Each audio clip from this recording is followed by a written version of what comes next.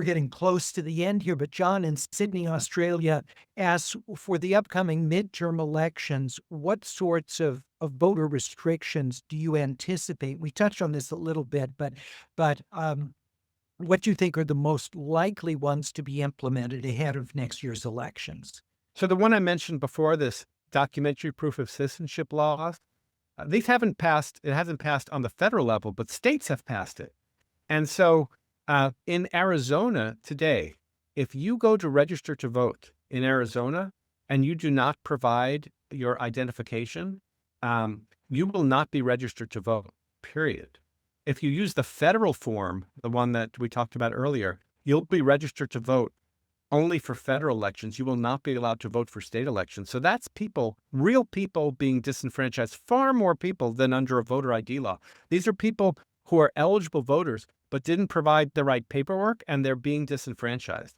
And I think we're going to see those kind of laws around the country. I think that's like the number one thing on my list.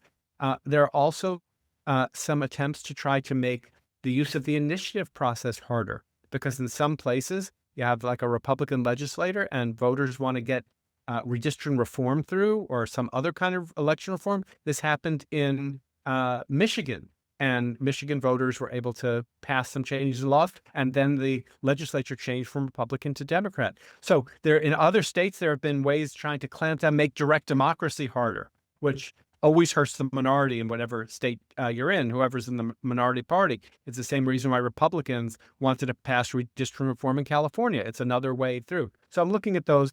And then really the other thing I'm concerned about are not the state laws, but they're what the role of the federal government is going to be. I don't think we're going to see before 2026 significant changes in state laws aside from documentary proof of citizenship, but I am concerned that the drumbeat of fraud is only going to get louder. We might potentially see the Department of Justice trying to bring some prosecutions. Trump said about Proposition 50 that there was criminal activity, which is a very serious statement to make, no proof of that. So I'm really worried more about what the Trump administration is going to do than major changes in states over the next couple of months.